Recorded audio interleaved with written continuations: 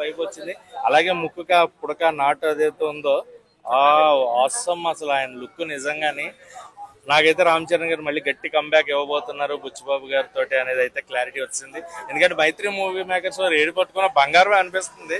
వాళ్ళు ఏది కూడా చిన్న సినిమాలుగా తీయట్లా, చిన్న సినిమాను కూడా చాలా గ్రాండ్యూర్ గా సెలబ్రేట్ చేస్తున్నారు. సో మైత్రి మూవీ మేకర్స్ వాళ్ళకి రామ్ చరణ్ గారి సినిమా ఇంకొక పుష్ప తర్వాత ఇంకొక గ్లోబల్ వైడ్ బిగ్గెస్ట్ ఫిలిం అవుతుంది అనేది అయితే చాలా చాలా క్లియర్ గా తెలిసిపోతుంది. రామ్ చరణ్ గారు లుక్ అదిరిపోయింది.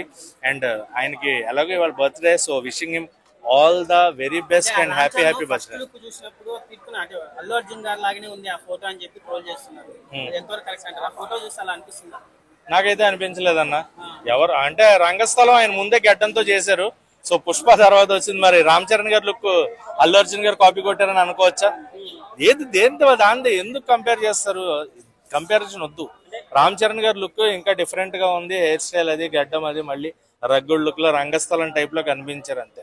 గేమ్ చేంజర్ అలాగే ట్రోల్ చేసి నాశనం చేశారు. ట్విట్టర్ లో 1,00,000 ట్వీట్లు వేసి ఇప్పుడు మళ్ళా స్టార్ట్ చేశారు ట్రోల్ చేయడం. ఎందుకు రామ్ చరణ్ అంటే అంత కసి? వీళ్ళకి కావాలనే ట్రోల్ చేస్తారు అన్న. ఎవరు ఒకళ్ళు ట్రోల్ చేస్తే సినిమా ఆగిపోదన్న.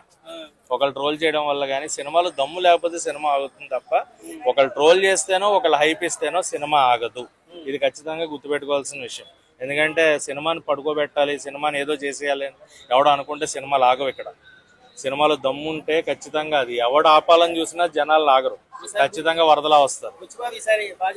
ఖచ్చితంగా క్రికెట్ బ్యాక్ డ్రాప్ అందులోనే. ఇంకొక అప్డేట్ కూడా ఉంది, ఏమో ధోని గారు యాక్ట్ చేస్తున్నారు అనేది అయితే ఏదో బయటకు వస్తుంది. నిజమా కాదనేది తెలియదు. నిజంగా RC16 లో ధోని మరి రామ్ చరణ్ గారి కాంబినేషన్ ఉంది అంటే అది ఒక వైబే. ఖచ్చితంగా చేయాల్సింది ఆ సినిమా అయితే ఆయన మిస్ చేసుకున్నాడు అనుకోవచ్చు అన్న. అంతే, ఇంకేముంది. అంతే, ఆయన వేరే టైం వేరే వర్క్స్ లో ఉండే ఏమన్నా మిస్ చేసుకుని ఉండొచ్చు. చాలా మంది చాలా మిస్ అవుతున్నాయి వాళ్ళకున్న షెడ్యూల్ వల్ల. అది రామ్ చరణ్ గారికి వచ్చింది. వాళ్ళకి కోఆర్డినేషన్ ఉన్నప్పుడు మనం ఎందుకు మాట్లాడుతుంది? పెద్ద సినిమాతో అల్లు అర్జున్ ఏ రేంజ్ అయితే వచ్చిందో మొత్తం పాన్ ఇండియాలో అట్లా వస్తారు రీచ్. అల్లు అర్జున్ గారికి పుష్పతో వచ్చింది, రామ్ చరణ్ గారికి రంగస్థలంతోనే వచ్చింది అన్న. పాన్ ఇండియా వైజ్ రాలేదు కదా బాలీవుడ్ అటు సైడ్. బాలీవుడ్ అటు సైడ్ ఆ త్రిబులర్ లో ఆయన యాక్టింగ్ కి ఎవరన్నా పేరు పెట్టగలరా? గ్లోబల్ స్టార్ అని ప్రూవ్ చేసుకున్నారు.